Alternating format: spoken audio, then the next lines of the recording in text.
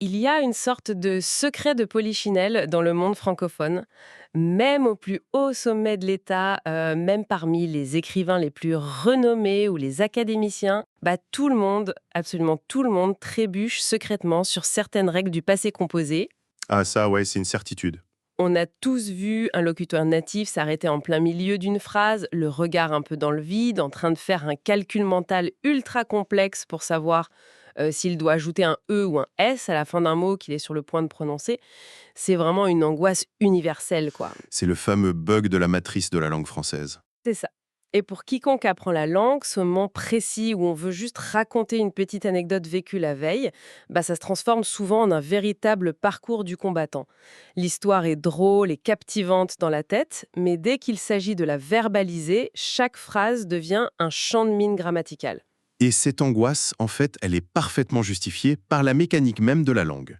Le passé composé s'est souvent présenté comme le tout premier temps du passé à maîtriser, pour les apprenants en général autour du niveau B1, le niveau intermédiaire. Ouais, la base, quoi. Voilà la base, mais ça cache une architecture interne redoutable. Et notre exploration d'aujourd'hui, basée sur des analyses linguistiques et des observations pédagogiques d'experts, met en lumière les points de rupture exacts, là où concrètement la machine s'enraye. D'accord, décortiquons un peu tout ça. L'objectif de notre plongée aujourd'hui, ce n'est pas seulement de lister 10 erreurs et des règles ennuyeuses pour le plaisir de la grammaire, c'est vraiment de comprendre les rouages, de comprendre pourquoi ces blocages existent, pour permettre à quiconque apprend la langue de retrouver une vraie fluidité. Exactement. Si on comprend la mécanique, on peut déconstruire le piège. Alors, si on veut comprendre pourquoi la machine s'enraye, il faut d'abord regarder comment elle est construite. Et la base absolue, l'erreur numéro 8 dans les documents qu'on a analysés, c'est le réflexe d'utiliser un seul mot pour exprimer le passé. Genre, on entend souvent des apprenants dire simplement je allais ou il mangeait. C'est un grand classique, ouais. On sent bien qu'il manque une pièce centrale à l'édifice, mais c'est un réflexe qui est super tenace. Pourquoi le cerveau cherche-t-il à court-circuiter cette structure? Bah, L'explication est d'ordre cognitif, en fait, et comparatif. Dans une immense majorité de langues, le passé est simple. On prend le verbe, on modifie sa terminaison, et hop, le tour est joué. Le cerveau cherche toujours le chemin de la moindre résistance. Ouais, sauf que le français impose ici un passé composé. Donc, l'information temporelle est scindée en deux entités bien distinctes. Et c'est là le point crucial. Sans la première partie, la phrase n'existe pas. Absolument aucune réalité grammaticale. C'est non négociable.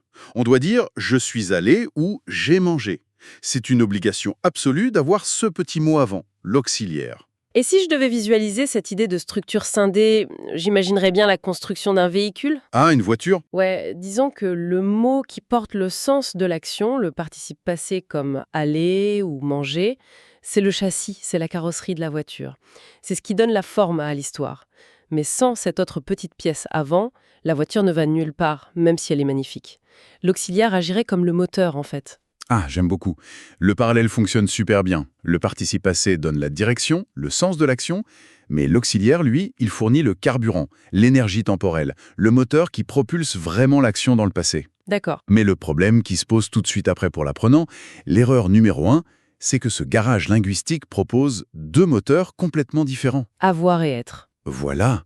Et c'est là que la véritable confusion commence. On ne peut pas mettre n'importe quel moteur dans n'importe quel véhicule. Sachant que la statistique veut que 90% du temps à peu près, on utilise le moteur avoir. C'est vraiment le choix par défaut. Mais il reste cette fameuse minorité de verbes qui exige le moteur être. Et j'entends souvent parler de la fameuse maison d'être. Oui, la maison, c'est un outil mnémotechnique ultra classique. On dessine une petite maison pour illustrer les verbes de mouvement ou d'état, genre entrer, sortir, monter, descendre, naître, mourir. Ouais, on la voit dans toutes les écoles de langue. C'est ça. Mais ce qui est fascinant ici, c'est la raison conceptuelle derrière cette division. La langue française ne choisit pas ses verbes au hasard, en fait. Le moteur être est utilisé quand l'action implique une modification de l'état même du sujet, ou un déplacement physique où le sujet subit l'action de son propre mouvement. Attends, donc le corps est à la fois l'acteur et l'objet de la transformation? C'est exactement ça. Le sujet est physiquement engagé et transformé par son action.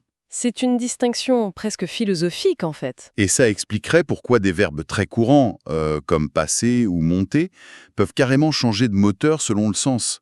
Genre, si je dis « je suis monté au premier étage », j'utilise « être » parce que je déplace ma propre masse corporelle. Oui. Mais que se passe-t-il si j'ajoute un objet externe? Genre, des valises. Eh bien là, la conceptualisation bascule totalement. En disant j'ai monté les valises, l'action transite de la personne vers un objet externe. Le sujet ne subit plus le changement, il l'inflige à un objet. Donc, le moteur avoir reprend ses droits. Voilà, c'est la définition de la transitivité. Ça prouve que la grammaire, c'est pas qu'une série de règles arbitraires pour embêter le monde, c'est une manière super spécifique de cartographier la physique de l'action dans l'espace. C'est brillant quand on réalise ça. Mais bon, une fois qu'on a sélectionné le bon moteur et la bonne carrosserie, faut que l'ensemble tienne la route, faut boulonner les pièces ensemble, quoi. Et on entre ici dans la zone de terreur absolue, le grand casse-tête de l'accord du participe passé. Le fameux. Si on reprend notre distinction, avec le moteur être, bon, l'assemblage semble plutôt logique. Ouais, la logique est préservée. Puisque l'auxiliaire être lie l'action à l'état du sujet, le participe passé se comporte quasiment comme un adjectif. L'accord est donc naturel et surtout obligatoire. Donc, une femme qui raconte son week-end devra vocaliser et écrire cet accord en ajoutant un E à « elle est allée » ou un S pour « ils sont partis ». Tout à fait. L'apprenant doit s'entraîner à scanner mentalement l'identité de son sujet. Jusque-là, franchement, le cerveau peut suivre. Mais alors, la règle de l'accord avec l'auxiliaire avoir, elle vient littéralement dynamiter toute cette belle logique. C'est l'erreur numéro 3 du document. Le verbe ne s'accorde jamais avec le sujet. Très bien, ça permet de le différencier. Mais il s'accorde avec l'objet de l'action, le fameux COD, uniquement si cet objet est placé avant le verbe. Oui, c'est la règle d'or. Mais c'est sadique, non? Pourquoi la langue française a rendu ça si complexe? C'est une gymnastique cruelle pour les locuteurs qui doivent anticiper la fin de leur phrase avant même de l'avoir ouverte. C'est vrai que si l'on observe la charge cognitive que ça implique, on comprend vite pourquoi même les francophones natifs s'y perdent. Mais si l'on relie cela à la vue d'ensemble, c'est une forme de cohésion interne très ingénieuse, presque mathématique. Mathématiques, comment ça? Quand quelqu'un dit « j'ai cueilli des fleurs », l'objet fleur arrive après. L'action est lancée, puis elle atterrit. Pas besoin de préparer le terrain. Par contre, si la personne dit « les fleurs que j'ai cueillies », l'objet est posé en premier. Le cerveau de l'auditeur ouvre une boucle d'attente. Ah, une boucle d'attente. Ouais. Et l'ajout du « e » et du « s » à la fin du verbe, c'est une balise sonore, un écho, qui dit à l'auditeur « attention ». L'action que je viens de décrire vient de se refermer sur l'objet qu'on gardait en mémoire. Oh, waouh, c'est comme un reçu auditif, en fait. Un reçu, un essai. Le son confirme que la transaction est terminée. Mais cette idée de boucle d'attente, ça rend le cas des verbes pronominaux, l'erreur numéro 6, particulièrement infernale. Ah, les verbes pronominaux. Tous les verbes qui utilisent le pronom « se » utilisent aussi l'auxiliaire « être ». Logiquement, d'après ce qu'on vient de dire sur le moteur « être », ils devraient tous s'accorder avec le sujet, non? Et c'est là l'illusion parfaite que crée la langue française. En réalité, le pronom réfléchi cache très souvent un objet direct. Prenons une phrase simple prononcée par une femme. « Je me suis lavé ». D'accord, avec un « e ». Oui, car l'action de laver porte sur le pronom « me », qui représente elle-même. L'objet est placé avant le verbe, la boucle se ferme, on ajoute un « e ». Mais si elle précise l'action et dit « elle s'est lavé les mains ». Attends, soudainement, l'objet direct devient « les mains » et il est placé après le verbe. Exactement. Le pronom « se » n'est plus qu'un objet indirect, signifiant à elle-même. Je crois que je saisis. Puisque le véritable objet, les mains, arrive après le crash du verbe, il n'y a pas de boucle d'attente ouverte dans le cerveau. Donc aucun accord. Le participe reste lavé et sans E ni S. En fait, c'est la règle de l'auxiliaire avoir qui s'applique en secret alors qu'on utilise le moteur être. C'est un peu diabolique, je te l'accorde. Un autre exemple classique qui bloque beaucoup de monde, c'est la phrase « ils se sont téléphonés ». Ah oui, l'instinct pousse tout de suite à mettre un S. Grave. Mais on téléphone à quelqu'un. Le « se » est purement indirect, donc il n'y a aucun objet direct à accorder, ni avant, ni après. Le participe reste figé avec un « et ». C'est un niveau de précision dingue. Ça exige d'analyser la fonction grammaticale de chaque mot en temps réel, à la milliseconde près, pendant qu'on parle. C'est une véritable chorégraphie cérébrale. Le mot est bien choisi, ouais. Et en parlant de chorégraphie, maintenant qu'on a les bons accords, il faut placer les mots dans le bon ordre.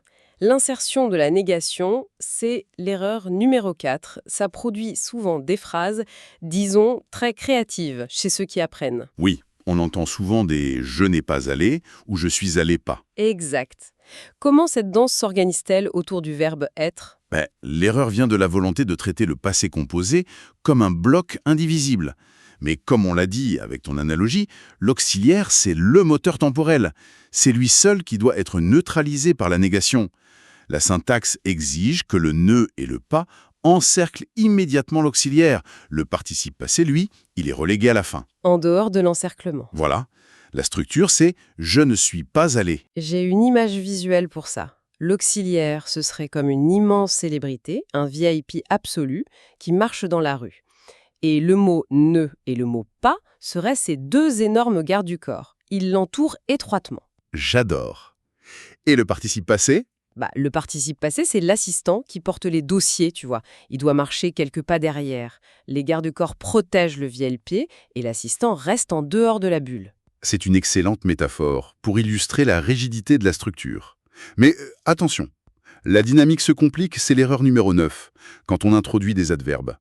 La clarté rythmique du français oral entre en jeu. Ah, les fameux petits adverbes. Ouais, certains adverbes courts et très fréquents, comme bien, mal, déjà, souvent, beaucoup, viennent briser cette garde rapprochée. Ils se glissent très exactement entre l'auxiliaire et le participe passé. Donc on dit « j'ai beaucoup mangé ». Petits adverbes, c'est comme s'ils avaient un badge VIP. Les gardes du corps les laissent passer pour se placer juste derrière la célébrité. Et notre pauvre assistant, le participe passé, est poussé encore plus vers l'arrière. C'est exactement ça. Mais si l'adverbe est long, par exemple, malheureusement, ou si c'est un mot de temps comme hier, pas de badge VIP, il reste avec le public tout à la fin de la phrase. C'est fascinant de voir que la grammaire se plie face au rythme. La raison est ancrée dans la musicalité de la langue. Le français déteste l'hésitation au milieu d'une idée. En fusionnant l'auxiliaire, le petit adverbe et le participe, on crée un bloc sonore indivisible. C'est une question de fluidité acoustique. Mais bon, maîtriser cette cadence parfaite, construire la phrase sans aucune erreur, ça ne sert à rien si on utilise ce bloc sonore au mauvais moment. Et raconter une histoire, c'est choisir la bonne perspective. C'est le combat éternel des apprenants, l'erreur numéro 5, le passé composé face à l'imparfait. Oh que oui. Le glissement de sens, c'est radical si on se trompe de temps. Une erreur récurrente, c'est d'utiliser le passé composé pour décrire des habitudes révolues. Genre dire « Quand j'étais enfant, j'ai joué au football tous les jours ». Alors que ce n'est pas une action ponctuelle. Exactement. Ou à l'inverse, d'utiliser le passé composé pour un décor de fond, comme « Hier, il a plu quand je suis sorti ». Dans les deux cas, le choix du temps trahit la nature de l'action. C'est là que ça devient vraiment intéressant. C'est un travail de réalisateur de cinéma, en fait. Le choix du temps, c'est le choix de la caméra. Si je comprends bien, l'imparfait, c'est le plan large. Le plan large, oui, le décor. Si je dis « il pleuvait », la rue était sombre, je fige un contexte sans limite de temps clair. Et soudainement, le passé composé intervient comme un zoom ultra brutal sur une action précise. Une voiture a dérapé. Ta métaphore cinématographique est parfaite. Le passé composé désigne l'événement ponctuel achevé qui vient percer la toile de fond de l'imparfait. Si un narrateur intervertit les deux, le cerveau de l'auditeur est complètement désorienté. Ah bah oui, un décor devient une action terminée et une action percutante se dissout dans un flou. L'atmosphère du récit s'effondre. Et ce cadrage temporel, il est renforcé par des expressions de temps précises, ce qui nous amène à l'erreur numéro 10, la confusion autour de « depuis »,« il y a » et « pendant ». Ces petits mots verrouillent la caméra temporelle, c'est ça? Complètement, ils forcent le choix du temps. L'expression « il y a » suivie d'une durée crée une barrière infranchissable. L'action est terminée, donc ça appelle obligatoirement le passé composé. Il y a 2 ans, je suis allé en France. D'accord. Et depuis? Depuis, ça indique un pont entre le passé et le présent. L'action continue au moment où l'on parle, donc on utilise le présent. Dire « depuis 2 ans, je suis allé en France », ça crée une dissonance totale. C'est clair. Et enfin, pendant, ça mesure une durée fermée, une parenthèse achevée. Donc, passé composé ou imparfait, selon le contexte, mais toujours pour un fait délimité. C'est une horlogerie tellement fine. Mais même en maîtrisant cette horlogerie, la charge cognitive des accords, le rythme, le cinéma, il reste toujours un chaos latent dans la langue française. Ah, les exceptions. L'irrégularité, oui, l'erreur numéro 7. La logique de l'apprenant peut être impeccable, mais aboutir au mauvais mot. Quelqu'un qui a tout compris dira naturellement j'ai prendu pour le verbe prendre, ou j'ai couru. Et on lui dira que c'est faux. Les formes correctes sont j'ai pris, j'ai couru. Même chose pour j'ai voir au lieu de j'ai vu. Le cerveau cherche une régularité. Il surgénéralise la règle des participes en et ou en u. Faire cette faute prouve qu'on a compris le système, paradoxalement. C'est tout le drame de l'apprenant. Du coup, j'ai une question faussement naïve. Est-ce qu'il y a une raison profonde, une explication logique pour laquelle prendre devient pris et non prendu? Ou est-ce que c'est juste un caprice d'une élite lointaine pour exclure les autres? Cela soulève une question importante sur la nature des langues. Les langues ne sont pas des codes mathématiques purs, inventés dans des laboratoires. Elles sont organiques. Elles portent les cicatrices de l'usage oral sur des millénaires. La majorité de ces irrégularités, elles proviennent de l'évolution phonétique du latin vulgaire. Ah, le latin. Oui. Prenons pris. En latin, le verbe praendere donnait le participe passé prensus. Au fil des siècles, les populations qui parlaient vite ont contracté les sons. Prensus s'est érodé en prinsus, puis l'usage populaire l'a limé jusqu'à ce qu'il devienne le son bref pris. Donc ce n'est pas une règle compliquée inventée pour torturer les apprenants, c'est le résultat de la paresse articulatoire de nos ancêtres en fait. Ils ont usé le mot jusqu'à la corde. C'est l'histoire la véritable coupable. Exactement. Mais du coup, puisqu'il n'y a pas de logique mathématique à appliquer ici, comment les apprenants peuvent-ils faire face à ces exceptions au quotidien? Le document donne des conseils pratiques, non? Oui. Face à l'arbitraire phonétique, l'approche doit être pragmatique. Créer des automatismes, c'est la seule solution. L'utilisation de cartes mémoire pour isoler les verbes irréguliers est très recommandée. Mais surtout, la pratique auditive. Lire à voix haute. Voilà, formuler 3 phrases par jour à voix haute. Ça permet au cerveau d'intégrer le son de l'irrégularité. L'oreille doit s'habituer au fait que « j'ai prendu », ça sonne faux. Il faut recréer des réflexes sonores. Et pour ça, s'enregistrer, pour s'écouter, ça demande du courage, mais c'est vital. Faut accepter de faire des erreurs, de toute façon. C'est en réparant ces petites pièces qu'on fait tourner le moteur. Bon, après avoir vu tout ce champ de mine cognitif, on pourrait se demander pourquoi s'infliger tout ça? L'enjeu dépasse de très loin la simple grammaire académique. Le passé composé, c'est le véhicule fondamental de l'expérience humaine. Sans lui, on est emprisonné dans le présent. Maîtriser ce temps, c'est avoir le pouvoir de partager un choc, un voyage, une rencontre avec l'autre. C'est l'outil qui permet de créer des liens humains, d'exister en tant que narrateur de sa propre vie. Et d'ailleurs, ça nous amène à une réflexion finale assez troublante. Je t'écoute. Si raconter son passé en français exige une telle cartographie mathématique, devoir scinder l'action, savoir si son corps est l'objet du mouvement, retenir mentalement les objets pour l'accord sonore, dans quelle mesure cette gymnastique modifie-t-elle la façon dont le cerveau structure les souvenirs eux-mêmes? Ah, la question de la relativité linguistique. Ouais. Est-ce que le simple fait de parler parfaitement français change la forme, la texture même de la mémoire humaine? Est-ce que nos souvenirs s'organisent différemment selon la grammaire qu'on utilise? Alors, qu'est-ce que tout cela signifie?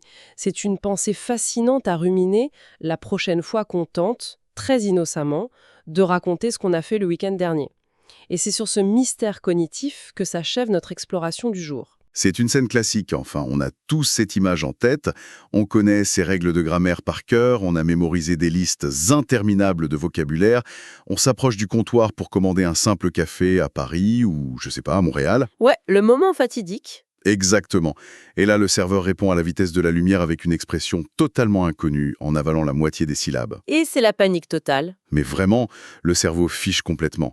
Bienvenue dans notre plongée en profondeur d'aujourd'hui. On a sur la table un document particulièrement intriguant, un guide d'entraînement intensif qui s'intitule Mastering Natural French, Brain Training for B2 Listening Comprehension. C'est un sujet fascinant. Oui, et que les choses soient claires d'emblée, l'objectif de notre exploration, c'est pas de faire un simple cours de rattrapage linguistique. La mission aujourd'hui, c'est vraiment de décoder la mécanique même de notre cerveau face à l'apprentissage d'une compétence complexe. Absolument. Comment on passe d'une écoute scolaire, très stérile et artificielle, à la maîtrise fluide d'un flux d'informations naturelles et complètement imprévisible? L'enjeu dépasse largement le cadre du français, en fait. Parce que comprendre une langue à un niveau avancé, c'est avant tout un exercice de traitement de l'information en temps réel, sous pression. Un exercice mental, quoi. Analyser aujourd'hui, qu'il s'agisse de la gestion de la surcharge d'informations, du lâcher-prise face à l'inconnu ou de la reconnaissance inconsciente de schémas, eh bien, ce sont en réalité les mêmes rouages qui nous permettent d'acquérir n'importe quelle compétence de haut niveau dans un environnement chaotique. Bon, décortiquons un peu tout ça.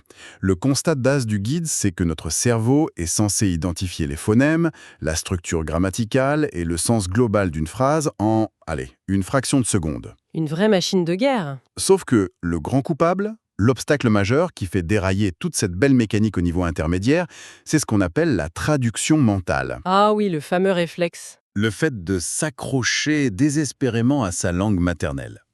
Ça me fait penser à une analogie très concrète du document. Essayer de traduire mentalement chaque mot, c'est exactement comme regarder une vidéo en streaming avec une connexion Internet défaillante. Ah, j'adore cette image. N'est-ce pas? Le cerveau fait une mise en mémoire tampon, un petit buffering, sur un mot précis qu'il ne reconnaît pas immédiatement. Il se met sur pause pour chercher dans son dictionnaire interne. Et c'est là que le décalage se crée. C'est ça. Parce que le problème, c'est que la vraie vie n'a pas de bouton pause. Pendant que le cerveau charge la traduction de ce mot, le direct de la conversation continue de défiler. Bien sûr. Le temps que la traduction soit trouvée, on a raté les 3 phrases suivantes et on est complètement largué. Ce qui est fascinant ici, c'est la façon dont cette analogie illustre les limites physiques de notre mémoire de travail. Neurologiquement parlant, c'est encore plus drastique qu'un simple ralentissement de connexion. C'est-à-dire? Bah, notre mémoire de travail ne peut retenir qu'un nombre très limité d'éléments simultanément. Quand on active le processus de traduction, on remplit ces cases de mémoire avec les mots de notre langue maternelle. D'accord. Résultat, il n'y a littéralement plus d'espace cognitif disponible pour faire entrer les nouveaux sons de la langue étrangère qui, eux, continuent d'arriver. L'audio rebondit sur un mur. Et j'imagine que c'est épuisant. C'est le mot. Cela génère une fatigue mentale foudroyante, car le cerveau surchauffe en essayant de jongler avec 2 systèmes linguistiques à la fois. L'objectif ultime, cette fameuse compréhension automatique, elle exige de court-circuiter cette traduction. Mais comment on fait ça concrètement? Le seul moyen d'y parvenir, c'est d'exposer l'oreille à un flux naturel constant, sans pause. C'est pour forcer le cerveau, par pur instinct de survie cognitive, à abandonner la béquille de la langue maternelle. C'est une véritable thérapie de choc en fait. Et cette saturation, elle explique parfaitement pourquoi on frappe un mur à un moment très précis de l'apprentissage. Les sources identifient des défis spécifiques au niveau B2, qu'on pourrait comparer à 4 murs invisibles. Oui, le niveau où tout bascule. Exactement. À ce stade, on se bat plus contre l'alphabet ou les conjugaisons du présent. La nature même de l'obstacle change. D'abord, on affronte la vitesse variable. Et ça, c'est déstabilisant. Complètement. Un locuteur natif n'a pas un débit métronomique. Il accélère quand il est passionné, il murmure, il fait des pauses, il fusionne 3 mots en un seul son. C'est le rythme naturel de l'oral. Ensuite, il y a le vocabulaire, qui devient soudainement abstrait. On passe de la description de sa maison à des débats nuancés sur la politique ou l'environnement. Ce qui sollicite des réseaux neuronaux totalement différents. Voilà. Puis, vient le défi des changements soudains de registre de langue. Une personne peut commencer une phrase avec un ton hyper formel et la terminer avec une expression d'argot super familière. Oui, du genre « je vous prie de croire que c'est vraiment galère C'est exactement ça. Le cerveau doit faire une gymnastique constante pour suivre ces ruptures de ton. ». Et il y a le 4e mur, qui est souvent le plus déstabilisant, celui qui concerne les références culturelles implicites. Ah, ça. Le fait qu'une simple conversation regorge de sous-entendus liés à l'histoire du pays, à l'actualité récente, ou même, tu sais, à des publicités qui ont marqué une génération, ce sont des données qui n'existent dans aucun manuel de grammaire. C'est justement sur ce point précis que je suis un peu perplexe. Ah bon? Bah oui. Je comprends tout à fait qu'on puisse s'entraîner son oreille à capter des mots prononcés plus rapidement ou à identifier des registres de langue. Mais comment on peut sérieusement prétendre s'entraîner à comprendre l'implicite culturel avec un simple exercice d'écoute? Je vois ce que tu veux dire. L'implicite, par définition, c'est ce qui n'est pas dit. N'est-ce pas une illusion de penser qu'on peut maîtriser ça sans avoir vécu des années immergées dans le pays? C'est une excellente remarque. Mais si l'on relie cela au contexte global du développement cognitif, il faut comprendre que l'objectif de cet entraînement n'est absolument pas de transformer l'apprenant en une encyclopédie culturelle ambulante. Ah, donc on n'est pas censé tout savoir. Pas du tout. Il ne s'agit pas de savoir décoder chaque référence obscure. En réalité, le véritable but, c'est de développer l'adaptabilité face à l'inconnu, ce qu'on appelle la tolérance à l'ambiguïté. La tolérance à l'ambiguïté, c'est intéressant ça. Oui, parce que quand une blague ou une référence culturelle surgit et qu'elle crée un trou noir dans la compréhension, la réaction d'un apprenant de niveau intermédiaire, c'est la panique. Il bloque. Le fameux buffering. Voilà. L'entraînement vise à modifier cette réaction. Il apprend au cerveau à accepter cette zone d'ombre temporelle, à ne pas s'y accrocher et à utiliser le contexte environnant. Le ton de la voix, le langage corporel. Exactement. Pour déduire l'intention globale. Savoir avancer et prendre des décisions même quand il nous manque des données cruciales, c'est une compétence exécutive vitale, bien au-delà de l'apprentissage des langues d'ailleurs. Donc, puisqu'il est techniquement impossible de tout connaître ou de contrôler ce flux chaotique, la solution réside dans l'art du triage. Le document propose une stratégie de survie qui semble presque contre-intuitive au premier abord. C'est-à-dire, Il faut viser 100% du sens global et faire le deuil des 100% des mots. Il faut consciemment décider d'ignorer une partie de ce qu'on entend. et ça c'est un changement de paradigme qui demande beaucoup de courage. Pourquoi tu dis ça? Parce que le système scolaire nous a conditionnés au perfectionnisme. On nous a appris que chaque mot compte pour avoir la bonne note. Or, la compréhension orale naturelle, elle fonctionne sur un principe d'économie d'énergie. On ne peut pas tout écouter à intensité maximale. C'est ça. La stratégie consiste à braquer toute son attention sur les mots porteurs de sens, à savoir les verbes d'action et les noms principaux, et à filtrer impitoyablement tout le bruit autour. Le bruit, genre les prépositions, les articles. Et surtout, ces fameux mots de remplissage qui parasitent le discours. Justement, le guide donne un exemple extrêmement parlant à ce sujet. Prenons l'exemple d'une phrase banale, saturée de tics de langage. Genre, je me disais qu'on pourrait peut-être se voir demain si t'es pas trop occupé, bien sûr. Une phrase super typique. Complètement. Un apprenant qui essaye de tout traduire va s'épuiser dès le premier « du coup ».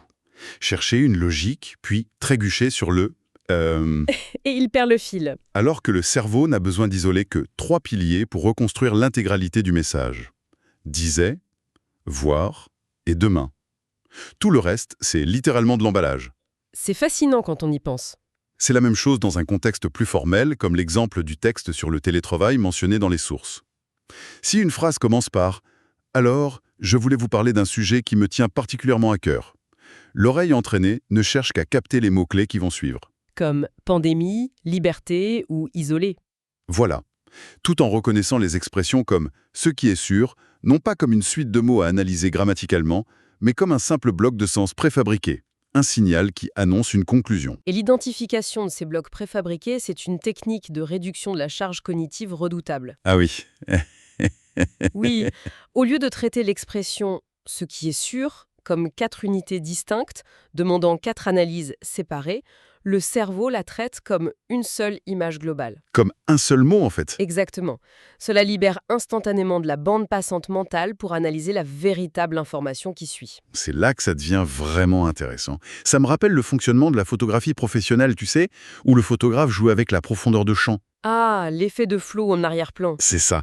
Quand on regarde un portrait réussi, l'œil est immédiatement attiré par le sujet principal, qui est d'une netteté absolue, tandis que l'arrière-plan, le décor, est flouté de manière esthétique. Le cerveau isole ce qui compte. C'est une belle analogie. C'est ce filtrage naturel qu'on opère toute la journée dans notre langue maternelle sans y penser. On n'écoute pas chaque syllabe de nos collègues. Heureusement d'ailleurs. Mais dès qu'on plonge dans une langue étrangère, l'anxiété nous transforme en perfectionnistes, voulant que chaque pixel de la scène soit net. La métaphore visuelle est puissante, mais pour rester dans le registre auditif de notre sujet, je dirais plutôt que c'est l'équivalent du travail d'un ingénieur du son lors d'un mixage audio. Oh, j'aime bien ça. Comment ça? Eh bien, il ne supprime pas la batterie ou la basse de la piste, il baisse simplement leur volume pour que la voix du chanteur puisse percer le mix. Pour aider le cerveau à effectuer ce mixage en temps réel, la méthode suggère d'imposer ce qu'elle nomme une intention d'écoute. Une intention d'écoute. Oui, avant d'appuyer sur lecture, il faut se donner un rôle. Est-ce que je cherche simplement à identifier le thème général du débat ou est-ce que je cherche à repérer l'argument spécifique de l'invité contre le télétravail? Donc on programme le cerveau avant même d'écouter. Exactement. Cette intention précise agit comme un filtre fréquentiel pour notre attention. Le cerveau arrête de subir la vague sonore et se met à scanner activement le flux pour trouver sa cible. D'accord. Donc la théorie du triage, du mixage audio et du lâcher-prise est très claire. Mais concrètement, comment on passe d'une belle théorie conceptuelle à un véritable réflexe neurologique? Ah, la mise en pratique. Voilà. Le document déploie un plan d'attaque sur 30 jours, pensé pour rééduquer le cerveau progressivement. Ce n'est pas juste une liste de tâches, c'est un véritable parcours d'adaptation. Et comment ça se structure? La première semaine commence par une immersion légère et totalement passive. 15 minutes par jour, sans prise de notes, sans chercher à tout comprendre, juste pour habituer les aires auditives à la mélodie, au rythme brut de la langue. Un bain sonore en quelque sorte. C'est ça. La deuxième semaine, on monte d'un cran avec une immersion active de 20 minutes où l'on introduit la prise de notes stratégique pour repérer les fréquences de certains mots. Très bien. Ensuite, la troisième semaine introduit cette fameuse technique du shadowing, qui consiste à répéter à voix haute l'audio avec un très léger décalage, pendant 25 minutes. Et la dernière semaine culmine avec une immersion totale de 30 minutes, sans aucun filet de sécurité comme les sous-titres, suivi d'un exercice de synthèse. Ce protocole est remarquable parce qu'il respecte vraiment la plasticité cérébrale. Comment ça? Il commence par l'implicite pour aller vers l'explicite. Et pour que cette plasticité soit stimulée au maximum, le choix des ressources est tout aussi important que le temps passé. Il faut créer un véritable entraînement fractionné pour l'oreille. Justement, les sources insistent sur la variété extrême des supports. Alterner entre la diction soignée et structurée de journalistes sur des radios comme France Inter ou RFI. Oui, le français très propre. Exactement. Et d'un autre côté, le débit mitraillette rempli de coupes au montage de créateurs YouTube comme Hugo Décrypte ou Cyprien. C'est un grand écart. Sans oublier la richesse dramatique des séries contemporaines, genre Lupin, Le Bureau des légendes ou 10%, là où les dialogues se chevauchent, où les acteurs chuchotent ou parlent carrément dos à la caméra. C'est le monde réel. C'est ce contraste permanent qui force l'adaptabilité. Par contre, il y a un élément de ce plan sur lequel j'aimerais qu'on s'arrête. Je t'écoute. La phase 3, celle du shadowing. Le fait d'écouter un extrait et de le répéter immédiatement à voix haute en imitant le ton et le rythme. J'avoue que la logique m'échappe un peu. C'est normal, c'est souvent mal compris. En quoi le fait de faire le perroquet tout seul dans son salon, de faire travailler sa propre mâchoire, aide-t-il concrètement à écouter et à comprendre ce que disent les autres? Ça ressemble à de la pratique d'expression orale, pas de compréhension? Ah, c'est une excellente remise en question. Et c'est souvent le point qui déroute le plus. Mais la réponse se trouve dans l'incroyable intrication de notre physiologie. Notre physiologie, c'est-à-dire? L'écoute n'est pas uniquement un processus de réception passive dans l'oreille. C'est aussi une simulation motrice interne.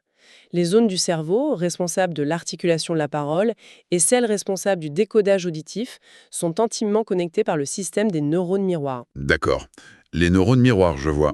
Quand on pratique le shadowing, on force son propre appareil phonateur, sa langue, ses cordes vocales, à reproduire physiquement les liaisons complexes, les illusions, les rythmes rapides. Genre le fait de fusionner je ne sais pas en un simple je sais pas. Exactement.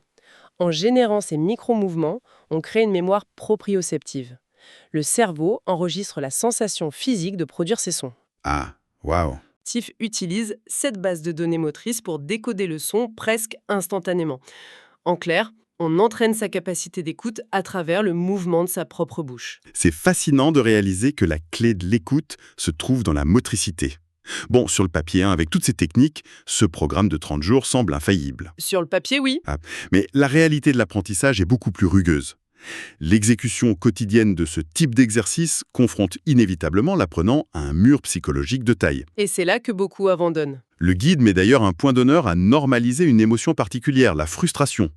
Elle est décrite non pas comme un échec, mais comme un indicateur biologique de croissance. Et c'est fondamental de le comprendre pour ne pas abandonner. La frustration, la sensation d'épuisement ou de confusion totale, c'est littéralement la signature chimique du cerveau qui signale qu'il est en train de créer de nouvelles connexions synaptiques. C'est le moment où ça travaille vraiment. C'est le prix de sortie de la zone de confort. Si l'exercice est confortable, c'est qu'il n'y a pas d'adaptation neuronale en cours. La progression de ce type de compétence n'est jamais une belle courbe ascendante et lisse. Ça, c'est sûr. C'est fait de plateaux et parfois même de journées où l'on a l'impression d'avoir carrément régressé. C'est là que la dimension inconsciente de l'apprentissage entre en jeu. Le document rappelle que le cerveau travaille intensément en arrière-plan. Même quand on ne s'en rend pas compte. Même lors d'une écoute distraite, ouais. Même quand on a l'impression de n'avoir saisi que 20% d'un podcast en faisant la vaisselle, notre cerveau enregistre des statistiques.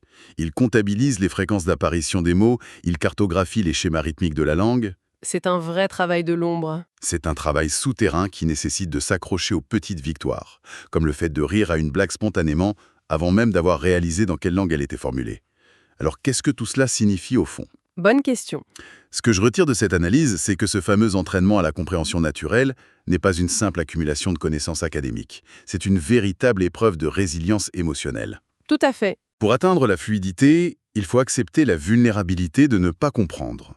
Il faut accepter de se sentir désarmé et confus pendant des semaines pour laisser au cerveau le temps de faire son travail d'assemblage. Cela soulève une question cruciale sur la psychologie de la performance. C'est l'importance de la confiance aveugle dans le processus. Le fait d'y croire même quand ça blanque. Oui, car le doute permanent sabote l'acquisition. Ce repérage minutieux et inconscient des structures sonores par le cerveau, il est totalement silencieux au quotidien. On ne le sent pas se produire. Non, mais cette accumulation d'efforts invisibles finit inéluctablement par franchir un seuil critique. C'est l'origine de ce phénomène bien connu des apprenants persévérants, le fameux déclic.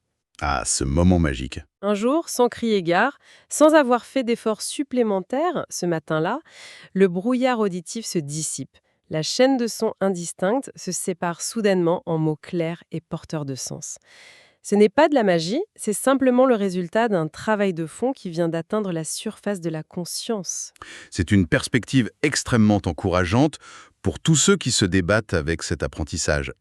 Pour synthétiser notre exploration des sources d'aujourd'hui, apprendre à traiter un flux d'informations complexe et naturel, c'est avant tout un acte de rééducation cognitive. C'est exactement ça. C'est apprendre à son cerveau à apprivoiser le chaos plutôt que de chercher à le contrôler. C'est développer la capacité chirurgicale de filtrer l'essentiel tout en ignorant le bruit. Cela demande une immersion variée, une pratique active impliquant même notre propre corps avec le shadowing et surtout la patience d'endurer la frustration initiale. La régularité de l'exposition est le seul véritable maître du jeu. Il y a d'ailleurs un dernier aspect abordé dans notre documentation qui mérite une réflexion un peu plus large. Qu'est-ce que c'est ? Eh bien, il a été mentionné que même lors d'une écoute purement passive, en bruit de fond, notre cerveau est capable de cartographier et d'absorber inconsciemment les schémas complexes et les sonorités d'une langue étrangère. Oui, le truc de la radio pendant qu'on fait la vaisselle. Voilà. C'est une démonstration de force de notre subconscient, mais cela ouvre la porte à une interrogation beaucoup plus vertigineuse qui dépasse largement le cadre linguistique. C'est-à-dire, je suis curieux. Si notre architecture neuronale est configurée pour aspirer et intégrer passivement des structures aussi élaborées, simplement parce qu'elles résonnent en arrière-plan, quels autres types de schémas invisibles notre cerveau est-il en train de télécharger en ce moment même ? Oh waouh, c'est une excellente question. Qu'il s'agisse des croyances implicites véhiculées par les médias qu'on laisse tourner, du niveau de cynisme de notre environnement de travail ou des humeurs ambiantes dans notre foyer. C'est vrai que le cerveau ne filtre pas toujours ce qui entre. C'est ça. Si notre esprit fait constamment le buffering de son environnement sonore pour s'y adapter, peut-être devrions-nous prêter une attention beaucoup plus rigoureuse à la qualité de la bande-son de notre propre vie. Bonjour et bienvenue dans notre plongée d'aujourd'hui. Alors, on a une mission vraiment stimulante devant nous. Oui, très stimulante, je suis ravie d'être là pour en parler. Bah écoutez, c'est super. On va décortiquer un document assez spécifique que notre équipe a compilé. C'est un cours de langue intensif. Un cours stratégique même, on pourrait dire. Exactement, stratégique. Et c'est centré sur 80 mots puissants pour parler français comme un natif. Mais attention, le but, c'est pas de réciter un dictionnaire aujourd'hui, hein. Ah non, surtout pas, ça serait mortellement ennuyeux. C'est clair, hein. En fait, on vous décodait la mécanique psychologique derrière ça. Le document met le doigt sur une douleur vraiment universelle quand on apprend une langue. Le fameux mur du niveau B2. Voilà, c'est ça. C'est ce plateau hyper frustrant. En gros, on est fonctionnel, on arrive à commander un café, on lit les gros titres, on survit à une réunion. On se débrouille, quoi. On se débrouille, mais intérieurement, on se sent comme enfermé dans une camisole de force. Dès qu'il faut nuancer une opinion ou manier l'ironie, les mots nous manquent. C'est une sensation terrible, en fait. On a l'impression d'offrir une version un peu enfantine de sa propre intelligence. Absolument. Et je suis sûr que beaucoup de ceux qui nous écoutent voient exactement de quoi on parle. Cette sensation d'enfermement, c'est vraiment le symptôme d'un malentendu profond sur la façon d'atteindre le niveau avancé, le niveau C1. Comment ça, un malentendu? Face à ce plateau B2, la réaction instinctive, c'est souvent d'essayer d'engloutir des milliers de mots aléatoires. On télécharge des listes infinies en espérant que la quantité va créer la qualité. Ah oui, la fameuse technique du bourrage de crâne. Exactement. Or, la thèse de notre source démontre l'inverse. Le passage au français de haute volée, ça ne demande pas une expansion massive du vocabulaire. D'accord, donc c'est pas une question de volume. Non, c'est plutôt l'acquisition d'une sélection chirurgicale en fait. Il faut abandonner les mots généralistes pour adopter des termes de haute précision. C'est ça qui débloque une pensée plus sophistiquée. C'est toute la différence entre frapper fort et frapper juste, du coup. C'est une super façon de le dire, ouais. Pour illustrer ça, prenons la première catégorie de la source, les verbes. Ce sont les moteurs de la phrase. Les moteurs, oui, tout à fait. Et rester au niveau B2, avec des verbes basiques, pour moi, c'est un peu comme essayer de sculpter une statue en marbre avec un couteau à beurre. Oh, waouh, l'image est parfaite, hein. Un couteau à beurre. Oui, on tape, on fait des marques, on donne vaguement une silhouette, mais le résultat reste hyper grossier, quoi. Ouais, on dit que quelque chose est important au lieu de dire que c'est primordial, par exemple. C'est ça. Ou alors on dit qu'on va régler un problème sans aucune nuance. Et le couteau à beurre représente bien ces mots passe-partout. Le guide qu'on examine, lui, il nous donne un scalpel. Un scalpel, j'aime bien ça. Un exemple. Prenons un des 20 verbes de précision de la liste. Circonscrire. Ah, circonscrire. C'est pas un mot qu'on entend tous les jours. Non, justement. Au niveau intermédiaire, on dirait plutôt on doit limiter le problème ou le définir. Ce qui est un peu vague, finalement. Très vague. Utiliser circonscrire, c'est tracer mentalement une ligne de démarcation claire autour de la difficulté. On l'isole avant même d'essayer de la résoudre. Donc c'est très spatial en fait. Ça modifie carrément la posture de la personne qui parle. Complètement. La personne ne subit plus la situation, elle la maîtrise intellectuellement et spatialement. Ça redéfinit l'autorité, c'est fascinant. Un autre exemple qui m'a sauté aux yeux dans les notes, c'est le verbe exacerber. Ah oui, très puissant celui-là. Au lieu d'une phrase plate comme « cette décision va aggraver la situation », on dit « cette décision va exacerber les tensions ». Ça apporte une dimension presque tactile, non? Mais grave. Le mot lui-même, il contient cette idée de friction, de chaleur, un truc qui gratte et qui s'enflamme. On transmet vraiment une atmosphère. Ouais, c'est exactement ça. Et puis, dans la même veine, il y a le verbe pallier. Ah oui, pallier. Celui-là, on fait souvent l'erreur de mal l'utiliser, non? Tout à fait. Pallier illustre à merveille cette exactitude chirurgicale. La source le définit comme l'action de compenser un manquement de manière temporaire. Donc, c'est pas juste résoudre un problème. Ah non, surtout pas. Remplacer pallier par résoudre, c'est une grosse erreur d'analyse. C'est l'équivalent de poser un garrot sur une hémorragie en attendant les secours. Oh, je vois. Donc, si on l'utilise en réunion, on signale qu'on sait que la solution est juste un pansement. Exactement. On montre que le problème de fond reste entier. Et maîtriser cette nuance, ça permet de saisir les implicites culturels de haut niveau. Parce que beaucoup de choses passent par le sous-entendu du mot juste. Bon, alors, si les verbes sont le moteur, les adjectifs de la source, c'est quoi? On les voit souvent comme de la simple déco, mais à ce stade, ils agissent plutôt comme les suspensions d'un véhicule. Les suspensions, c'est-à-dire? Ils permettent à la phrase d'épouser les moindres bosses, les moindres contours de la discussion. Le guide cite des termes comme anodin ou insidieux. Ah, anodin. Qualifier un détail d'anodin, ça dit à l'auditoire que c'est inoffensif. Voilà, et en opposition totale, un danger décrit comme insidieux, ça change tout de suite l'état d'alerte. C'est pas un danger frontal, c'est un truc invisible, sournois. Exactement, ça rampe sous la surface. Et il y a aussi éphémère, qui injecte une dimension temporelle très urgente, très mélancolique. Ouais, l'orateur ne se contente plus de relater des faits, il en donne la véritable nature. C'est super puissant. C'est le passage de la 2D à la 3D, en fait. J'adore. Le scalpel pour l'action, les suspensions pour les nuances, mais pour manipuler des idées abstraites, il faut un cadre, non? Ah, l'architecture de l'abstrait. C'est là qu'on entre dans le vif du sujet C1. Ouais, parce qu'une fois qu'on quitte le matériel, il faut structurer des concepts. Et la source donne 20 noms conceptuels, par exemple la dichotomie. Un de mes préférés. C'est bien plus qu'une simple différence. C'est ça, c'est une séparation radicale. Et il y a aussi le paradigme, ou l'apanage. L'apanage, oui. Le privilège exclusif d'un groupe. Ces noms, ce sont les piliers de cette fameuse architecture. Sans eux, faire une critique sociétale, ça devient vite laborieux. On fait des phrases à rallonge. Et on perd son interlocuteur, clairement. Mais des piliers solides, ça a besoin de ciment. Le ciment, c'est les connecteurs logiques, je parie. Exactement. Le guide détaille des adverbes comme concomitamment pour une simultanéité parfaite. Waouh, concomitamment, rien que ça. Ou alors corrélairement pour une conséquence logique. Ou encore subsidiairement. Attendez, là je dois intervenir et me faire l'avocat du diable une seconde. Allez-y, je vous écoute. Autant dichotomie, je suis d'accord, c'est utile, mais concomitamment ou subsidiairement, il n'y a pas un énorme risque de paraître insupportablement arrogant. C'est la peur numéro 1, oui. Bah oui, en voulant sortir du B2, on risque de sonner comme un vieux manuel de droit poussiéreux, non? Pourquoi on dirait pas juste ensuite ou de plus? L'objection est super légitime. C'est le piège de l'hypercorrection. Mais le document est formel là-dessus. Le but, c'est pas la prétention. C'est quoi alors?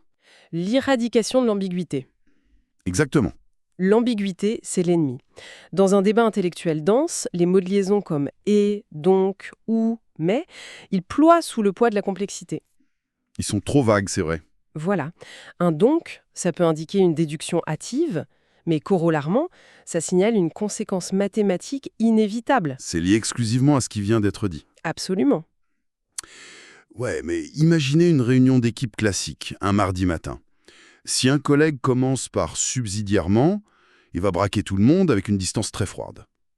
Tout dépend de l'enjeu, en fait, et du niveau de précision requis. C'est-à-dire, Subsidiairement, ça a une fonction très spécifique. Ça annonce que l'argument qui suit vient en second plan. ah, donc ça protège l'argument principal. Voilà, ça permet de couvrir ses arrières sans diluer son argument phare. La source appelle ça la cohérence. Donc fournir cette structure, c'est une forme de politesse intellectuelle. C'est exactement ça. C'est offrir une carte routière extrêmement détaillée à la personne en face pour qu'elle ne se perde pas. C'est joliment dit, une carte routière détaillée. Mais ça m'amène au gros point de friction de toute cette méthode. La mémorisation, je suppose. Bingo. Avoir une magnifique carte de 80 mots, c'est génial. Mais si on l'oublie sur la table du salon, elle sert à rien. C'est le danger de la surcharge cognitive. Grave. Comment le cerveau peut-il digérer ça sans tout rejeter en bloc? La mécanique de la mémoire est implacable. Mais heureusement, le guide donne un protocole d'assimilation en 5 étapes. Ah, les fameuses 5 étapes. La première va un peu contre l'instinct du bon élève d'ailleurs. Oui, la sélection personnelle. La règle d'or, c'est seulement 15 mots par semaine. 15, c'est tout. Si on tente les 80 d'un coup, on garantit un effacement total des données. La qualité doit primer sur la quantité. Se limiter à 15, ça donne un rythme digeste. Mais la deuxième étape, c'est là qu'est la vraie astuce psychologique, non? La création de phrases intimement liées à sa vie. Oui, le cerveau est une machine à trier. Il efface tout ce qui n'a pas d'enjeu de survie. Donc lire le dictionnaire, ça sert à rien. Le cerveau classe ça en bruit de fond. Mais si on décrit une dichotomie douloureuse dans sa propre famille... On crée un ancrage émotionnel. Exactement. On dit au cerveau « Hey, cette info fait partie de mon identité C'est super malin. Et l'étape 3, c'est de l'utiliser dans les 48 heures, à l'oral. ». Dans une vraie conversation ou un message vocal. Ça cimente l'ancrage. Mais ça reste fragile sans l'étape 4. La répétition espacée. C'est ça. Les sciences cognitives adorent ce truc. Et à raison, hein. On pirate la courbe de l'oubli. Notre cerveau désintègre les souvenirs. S'ils sont pas réactivés, Donc le protocole dit rappel à 1 jour, 3 jours, 1 semaine, 1 mois. en forçant le rappel juste avant d'oublier, on oblige le cerveau à passer de la mémoire à court terme à la mémoire à long terme. C'est du piratage neuronal pur et simple. Et la récompense, c'est l'étape 5. L'immersion contextuelle. Ah, ce moment de jubilation. Grave. T'écoutes enfin, on écoute un podcast géopolitique et paf, le mot apanage surgit. Ça génère un énorme pic de dopamine, ça valide l'apprentissage. C'est clair. Mais il y a des écueils, non? Des erreurs fatales selon les notes. Oui, surtout une méconnaissance du registre de langue. Ah. Mon objection sur subsidiairement refait surface. J'ai une bonne analogie pour ça. La garde-robe. Je sens que ça va me plaire. Posséder ce vocabulaire C1, c'est comme avoir un smoking sur mesure magnifique. La coupe est parfaite, ça donne de la prestance. Voilà. Mais si on enfile ce smoking en mardi d'août pour aller acheter une baguette à la boulangerie, on a juste l'air ridicule. Totalement déconnecté de la réalité. C'est ça. La maîtrise avancée, c'est pas porter le smoking tout le temps, c'est adapter sa tenue. Placer un adverbe hyper académique autour d'un verre entre amis, c'est le smoking à la boulangerie en effet. Exactement. Il y a d'autres périls. La timidité orale. L'apprenant doit accepter de faire des erreurs. Une connaissance purement livresque, ça reste stérile. Faut ouvrir la bouche, quoi. Et la prononciation aussi, non? Essentiel. Un concept brillant mais prononcé de façon incompréhensible, ça rompt toute communication. Bon, la théorie est solide, mais j'aimerais qu'on passe à la pratique. La métamorphose en direct. C'est la dernière partie du document, et c'est là que la magie opère. Ouais, prenons une phrase cliché de niveau B2 et voyons le changement. Par exemple, c'est un problème important. En mobilisant nos nouveaux outils, ça se métamorphose en « c'est un enjeu primordial Ah, waouh! L'écart psychologique est vertigineux. ». Vous trouvez pas? Bah, c'est un problème important, c'est hyper passif, on subit la situation, on demande de l'aide presque. Alors que c'est un enjeu primordial. C'est une déclaration de leader. Le mot « enjeu » montre qu'il y a quelque chose de précieux à perdre ou à gagner. Et primordial indique l'urgence absolue. L'autorité de l'orateur est décuplée. C'est fascinant. Le pouvoir change de camp. Un autre exemple. La phrase initiale, c'est « je pense que c'est vrai ». Et ça devient « je soutiens que c'est vraisemblable ». Ouh, la subtilité intellectuelle ici. Je pense, c'est balancer une opinion dans le vide, sans filet. Et je soutiens, c'est un engagement physique et intellectuel. On endosse la responsabilité. Et remplacer vrai par vraisemblable, c'est de l'humilité scientifique, non? Exactement. C'est admettre qu'on n'a pas la vérité absolue, mais que les preuves tiennent la route. C'est de la pure honnêteté intellectuelle. Les derniers exemples confirment tout ça. Au lieu de « nous devons changer cette situation », ça donne « nous devons transformer cette situation ». Une refonte profonde au lieu d'une modification de surface. Et pour finir, il a dit son opinion clairement devient « il a explicité son point de vue ». Réussir ces transformations de manière fluide, c'est l'indicateur de réussite ultime selon la source. Ça veut dire que la traduction interne est finie. On pense en C1. La simulation est pleinement engagée, oui. Bah écoutez, on arrive au moment où la langue devient vraiment un outil de modelage. Franchir ce plafond B2, c'est pas magique, c'est de la stratégie pure. On s'équipe du scalpel, des suspensions, on bâtit l'architecture. Mais on respecte son cerveau avec les 15 mots par semaine. Et la source rassure, hein, les natifs voient pas ces efforts comme des erreurs gênantes. Au contraire, c'est perçu comme une marque de respect intellectuel. Ça génère beaucoup de bienveillance. Absolument. Ça déclenche une dernière réflexion qui me trotte dans la tête, pour conclure. Allez-y, je suis curieuse. On a décrit ces mots comme des outils pour mieux s'exprimer, mais si on inverse le truc, et si les mots définissaient les frontières de ce que notre cerveau peut formuler? Oh, vous voulez dire que ça change notre perception? C'est ça. Le jour où on intègre vraiment la dichotomie ou la nature insidieuse d'un truc, est-ce qu'on ne devient pas soudain capable de voir des nuances dans la réalité qui nous étaient totalement invisibles au niveau B2? C'est profond, ça. La langue comme lentille de la réalité? Bah ouais. L'enjeu primordial, ce serait pas de métamorphoser nos phrases, mais de métamorphoser la réalité qu'on perçoit. C'est quand même vertigineux à méditer, la prochaine fois qu'un mot nous manquera. Une très belle pensée pour clôturer cette analyse, vraiment. Merci, et merci à tous ceux qui nous ont écoutés. À la prochaine pour une nouvelle plongée. Et si la vraie raison pour laquelle on galère tous, ou presque, à maîtriser une langue étrangère n'avait absolument rien à voir avec notre mémoire, et tout à voir avec un manque d'énigmes et de mystères. C'est une question qui bouscule pas mal d'idées reçues, ça. Carrément. Aujourd'hui, notre exploration nous emmène très loin des manuels de grammaire traditionnels, tu vas voir. On va plonger dans une source vraiment fascinante qui s'intitule The Secret of the Library, French Mastery Through Mystery. Un titre qui annonce tout de suite la couleur. Voilà, en gros, c'est un matériel pédagogique ultra spécifique. C'est pensé pour les apprenants de niveau B1, donc ce niveau intermédiaire un peu frustrant où on est censé jongler entre le passé composé et l'imparfait, souvent avec beaucoup de douleur, on va pas se mentir. Ah oui, le fameux mur du niveau B1. C'est ça. Et la promesse de notre source du jour, elle est hyper radicale. L'idée, c'est de jeter nos vieilles listes de vocabulaire et d'utiliser la psychologie d'un roman à suspense pour, en gros, pirater la façon dont notre cerveau absorbe le français. En tant que femme qui a mangé pas mal de listes de vocabulaire, je suis assez fascinée par le concept. C'est un changement de paradigme qui est fondamental en fait. Parce que ça s'attaque vraiment à la racine de l'échec dans l'apprentissage classique, le manque total d'engagement émotionnel. Le système traditionnel nous demande de mémoriser des règles abstraites, complètement hors contexte, en s'appuyant juste sur notre force de volonté. Et la volonté, ça fond comme neige au soleil.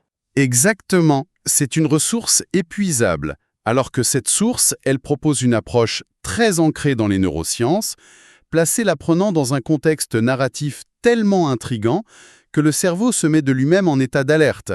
L'objectif linguistique, d'un coup, il devient secondaire face à l'urgence de résoudre l'intrigue, quoi. Décortiquons un peu tout ça, parce que la psychologie derrière est folle. Le document affirme que le mystère neutralise les blocages. Mais bon, j'ai quand même une question très pragmatique pour toi. Apprendre sans s'en rendre compte, ça sonne un peu comme ces fausses promesses marketing pour des régimes miracles à la télé. Est-ce qu'un adulte, avec son cerveau beaucoup moins plastique que celui d'un enfant de 5 ans, peut vraiment absorber de la grammaire complexe juste en écoutant une histoire de détective? Alors oui, ça peut paraître magique, mais il faut regarder sous le capot sur le plan cognitif. En linguistique, il y a un concept clé qu'on appelle le filtre affectif. Le filtre affectif, ok? C'est-à-dire? En fait, imagine un adulte qui essaie de conjuguer un verbe irrégulier devant une classe, ou pendant un exercice noté. Son cerveau perçoit ça comme une menace sociale. L'anxiété monte, le stress vient bloquer les zones de la mémoire, et ce filtre se referme comme une porte blindée. L'information ne rentre plus du tout. Ah oui, le fameux trou noir devant le prof. Voilà. Et ce que fait cette méthode basée sur le suspense, c'est un vrai tour de passe-passe avec notre attention. En focalisant toute l'énergie mentale sur une question externe, genre qui a caché cette carte dans ce bouquin, l'anxiété de la performance linguistique, elle disparaît. Le filtre affectif s'abaisse, la langue redevient un outil pour obtenir une info vitale, et plus un truc qu'on évalue. Du coup, c'est un peu comme cacher un médicament dans un morceau de fromage hyper appétissant, quoi. C'est une excellente métaphore, ouais. On est tellement focus sur le goût du fromage qu'on avale la pilule sans y penser. Bon, regardons concrètement comment la source fait ça. L'histoire qu'ils utilisent s'appelle « Le secret de la bibliothèque ». Si je résume très vite, on suit Claire, la trentaine, archiviste dans une petite ville de Provence. Le cadre classique, mais efficace. Ouais. Et un mardi matin, alors qu'il pleut des cordes, elle nettoie les étagères du fond et elle tombe sur un objet dur. Une enveloppe jaune, scellée avec de la cire rouge et datée de 1950, cachée derrière un gros livre rouge. Le suspense démarre. Direct. Et dedans, il y a 3 photos en noir et blanc. L'une d'elles montre un homme devant une cheminée qui plonge sa main dans un vase en tenant une vieille clé. Donc Claire va dans le bureau de son directeur, qui est absent évidemment. Elle trouve la fameuse cheminée, elle reproduit les gestes de la photo. C'est très visuel, hein? Très. Elle met la main dans le vase, sent le contact d'une clé en métal froid, trouve une petite porte en bois invisible, et là, gros clic sonore quand elle l'ouvre. À l'intérieur, pas de trésor en or, mais un vieux journal intime qui révèle la vraie histoire de la fondation de la ville. Et elle fait quoi avec ce journal intime? Le lendemain, elle le donne à son directeur. Et le mec est hyper ému parce que c'est son grand-père qui l'avait caché. Il lui confie la tâche de le numériser. La morale, c'est que les vrais trésors sont dans les livres. Mais surtout, le vocabulaire ciblé ici, c'est des mots comme une serrure, un indice, enquêter ou numériser. Moi, cette progression, ça me fait grave penser à un escape room. Un escape room? Ah, intéressant. Développe. Tu sais, dans un escape room, chaque manipulation physique d'un objet te donne un indice pour débloquer l'étape suivante.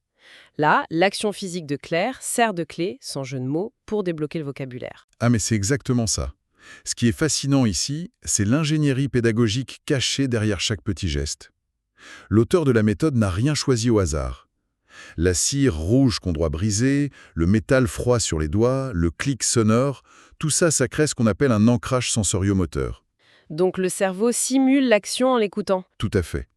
Notre cerveau est fait pour interagir avec le monde physique, pas pour lire des colonnes Excel de vocabulaire. Quand on entend la description de la clé froide, notre cortex somatosensoriel s'active presque de la même façon que si on la touchait vraiment. C'est fou ça. Ouais. Du coup, en liant un mot abstrait comme serrure ou dissimulé à une expérience sensorielle très forte, la connexion neuronale devient super robuste. Ce n'est plus juste une donnée linguistique, ça devient une expérience vécue par procuration. Et il y a un autre truc génial dans cette scène du bureau sombre. C'est l'environnement parfait pour enseigner un truc qui rend fou tous les apprenants intermédiaires en français. La différence entre l'imparfait et le passé composé. Ah oui, le cauchemar de tout le monde. Voilà. T'as le décor qui a l'imparfait, il pleuvait, le bureau était sombre, et d'un coup, paf, l'action au passé composé. Elle a trouvé la clé, la porte s'est ouverte. L'intrigue policière justifie la règle de grammaire. C'est l'illustration parfaite d'une grammaire qu'on appelle naturalisée. Au lieu de faire un cours magistral sur alors la description versus l'action soudaine, le suspense oblige le cerveau à capter la fonction de ces deux temps. S'il n'y avait que de l'imparfait, il ne se passerait rien. Et que du passé composé, on n'aurait aucune ambiance. Exactement. Le mystère se nourrit de cette tension entre le décor figé et l'action qui débarque. Mais là où l'approche devient un peu controversée, c'est dans la manière dont la source nous demande d'utiliser cette histoire. On passe à leur fameuse méthode des 7 jours. Et là, je t'avoue que j'ai bloqué, parce que ça a l'air d'aller complètement à l'encontre du bon sens. Qu'est-ce qui te choque là-dedans? Le défi exigé, c'est d'écouter la même histoire une fois par jour pendant 7 jours d'affilée. 7 fois la même enquête. Alors la première fois, le suspense marche à fond, on veut savoir ce qu'il y a derrière la porte. Mais à la 3e, 4e, 7e écoute, le mystère il est mort et enterré. On sait qui a caché le journal. Notre cerveau risque pas de juste disjoncter d'ennui. C'est une réaction super logique, oui, si on voit ça comme un divertissement Netflix. Mais du point de vue de la linguistique cognitive, tuer le suspense, c'est précisément le but de l'exercice. Attends, le but c'est de s'ennuyer? Non, le but c'est de gérer la charge cognitive. Notre mémoire de travail, elle a une bande passante super limitée. À la toute première écoute, genre 90% de nos ressources mentales sont bouffées par l'intrigue. Le cerveau est en mode survie narrative. Qu'est-ce qui va se passer? Du coup, il ne reste presque rien pour écouter la langue elle-même. Voilà. Il reste 10% pour capter un nouveau mot ou une prononciation. C'est rien. Ah, je vois. En fait, c'est comme quand on revoit un grand thriller au cinéma. La première fois, on est crispé sur son fauteuil, on suit le héros. Mais la 2e ou 3e fois, vu qu'on connaît la fin, on commence à remarquer, je sais pas, la couleur de la tapisserie, la musique en fond, ou les petits indices visuels cachés depuis le début. Ton analogie est parfaite. Dès la 2e écoute, la charge s'inverse. L'intrigue ne consomme plus d'énergie.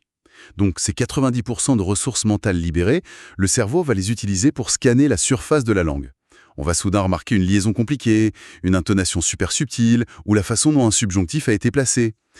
Les 7 jours, c'est un balayage de plus en plus fin de l'anatomie du français. Et le document ne s'arrête pas à une écoute passive dans son canapé. Il y a 5 conseils pratiques et il demande des trucs très actifs. Par exemple, de se mettre devant un miroir pour raconter l'histoire à voix haute, ou de s'enregistrer pour comparer sa cadence avec la voix du narrateur. On sort du confort de l'écoute, là. Parce que passer de la réception à la production, c'est le point de bascule. Comprendre, ça demande des réseaux neuronaux de décodage. Mais parler, ça active des réseaux moteurs. La respiration, les cordes vocales, les muscles de la mâchoire. Verbaliser à voix haute, c'est forcer la transformation d'un savoir abstrait en compétences physiques. Sinon, on finit comme ces gens capables de lire du Proust, mais qui galèrent à commander une baguette à la boulangerie. C'est un grand classique, oui. Il y a un autre exercice que je trouve génial dans la méthode Wine-It. Ils nous disent de changer la fin de l'histoire. Imagine, au lieu de rendre le journal intime, Claire décide de le voler et de le vendre au marché noir. Pourquoi ils nous font inventer des scénarios alternatifs? Ça, c'est ce qu'on appelle l'effet de génération en psychologie cognitive. L'info qu'on génère nous-mêmes, on la retient beaucoup mieux qu'un texte lu. En changeant la fin, l'apprenant ne fait pas le perroquet. Il doit repêcher le vocabulaire, le tordre, utiliser de nouvelles structures comme le conditionnel par exemple, pour formuler des hypothèses. La grammaire devient comme de la pâte à modeler en fait. Exactement. C'est l'appropriation de l'outil. Sauf que, aussi brillante que soit l'histoire de Claire, ça reste un environnement un peu stérile, quoi. Le narrateur articule parfaitement, le rythme est dosé pour le B1, mais le monde réel, il est chaotique. Les Français parlent super vite, ils mangent les syllabes, il y a de l'argot partout.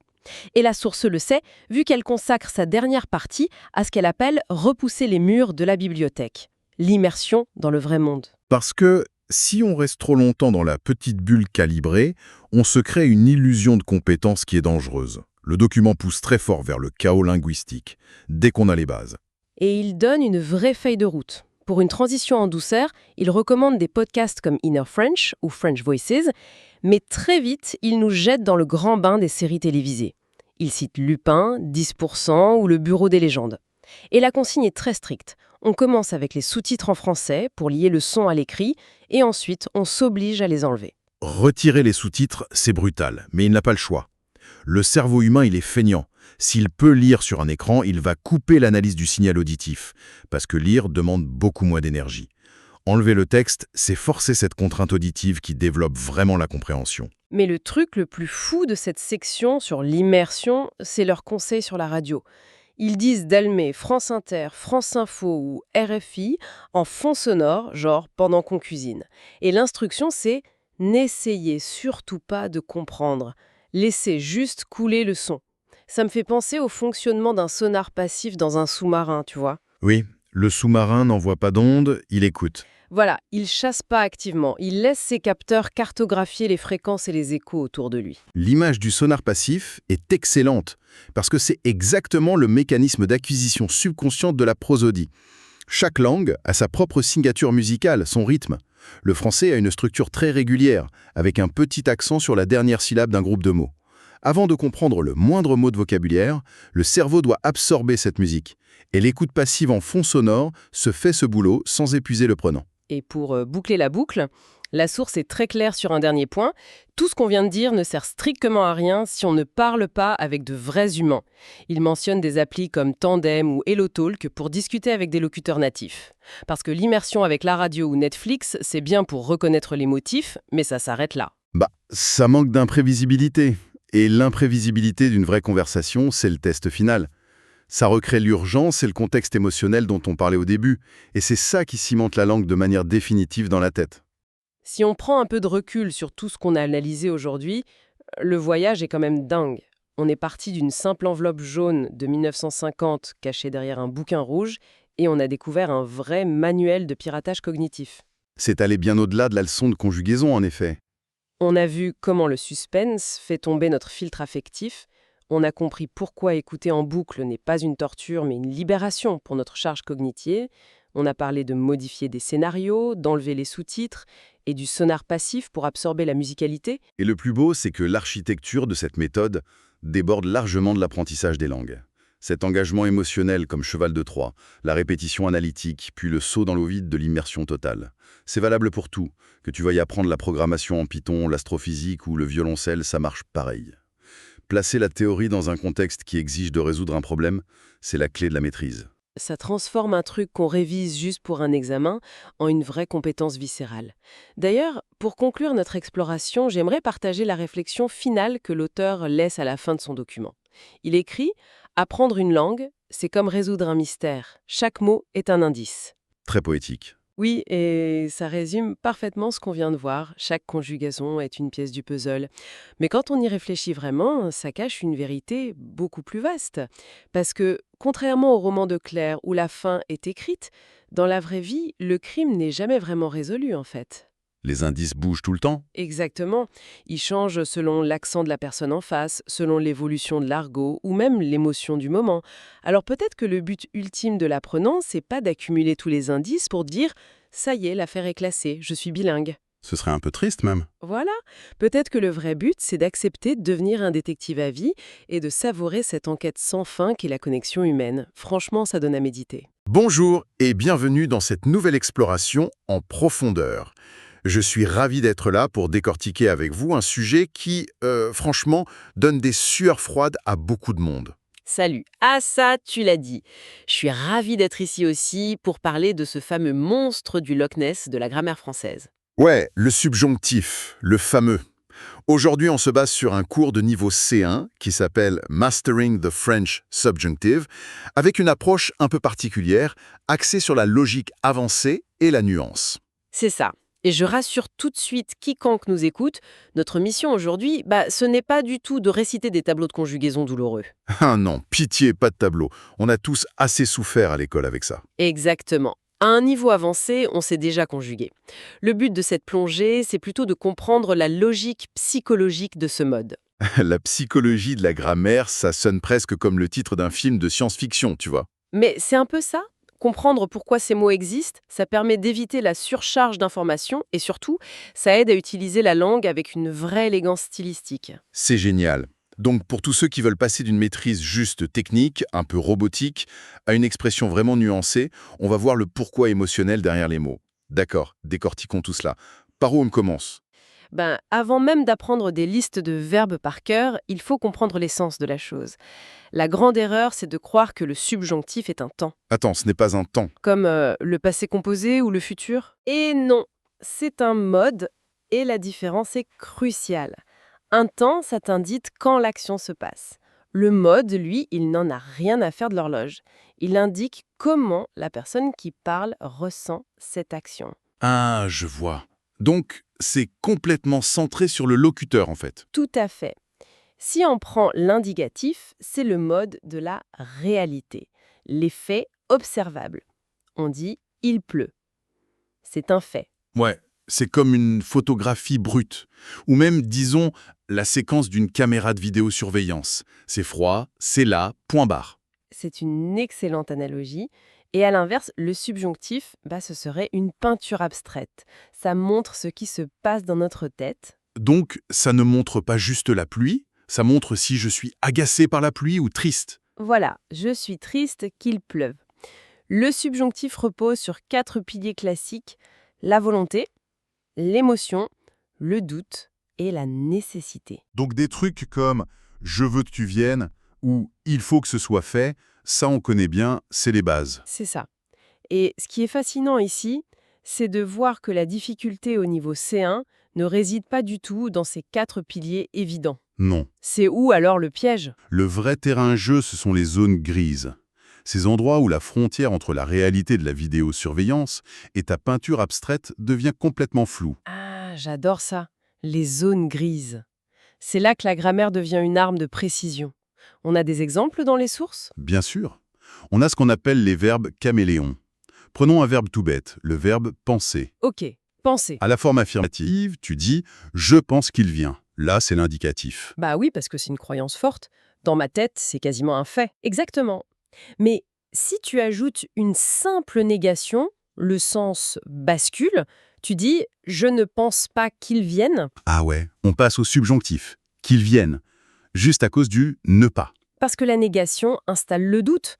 Tu te désengages de la réalité de l'action. Mais là où ça devient pointu, c'est qu'on peut parfois garder l'indicatif même avec la négation. Attends, quoi? Donc, je peux dire « je ne pense pas qu'il est venu » avec un indicatif. C'est pas juste une grosse faute de français? Eh bien, pas nécessairement. Il y a une nuance énorme. Si tu dis « je ne pense pas qu'il est venu » avec l'indicatif, tu nies un fait réel pour une personne spécifique. Mais l'action en soi reste dans le domaine du concret. Ok, laisse-moi essayer de comprendre. C'est comme si je regardais une liste d'invités. Quelqu'un est venu, c'est un fait possible dans la réalité. Mais je dis que cette personne-là, précisément, n'est pas la bonne. C'est exactement ça. Alors que si tu utilises le subjonctif, je ne pense pas qu'il soit venu, le doute est total. L'action même de venir perd toute sa substance. C'est presque philosophique. C'est dingue le pouvoir que ça donne à celui qui parle. Juste en changeant une voyelle à la fin d'un verbe, tu modifies le niveau de réalité d'un événement. C'est de la manipulation douce, en fait. On a la même chose avec le verbe sembler. Ah oui, il semble que... Toujours un casse-tête, celui-là. Si tu dis « il semble qu'il est malade » à l'indicatif, ça sous-entend que tu as des preuves physiques. Genre, je l'ai vu tousser, il a de la fièvre, il a les mouchoirs partout. Voilà, c'est constatable. Mais si tu dis « il semble qu'il soit malade » au subjonctif, c'est juste une vague impression. C'est la rumeur de couloir, quoi. C'est hyper pratique pour se protéger. Si c'est faux, on peut dire « j'avais juste dit que ça semblait être le cas ». Exactement, c'est très diplomatique. Mais il y a un autre verbe qui surprend souvent, c'est le verbe « espérer ». Ah, espérer. On m'a toujours appris que l'espoir appelle l'indicatif, parce qu'on projette un futur réel.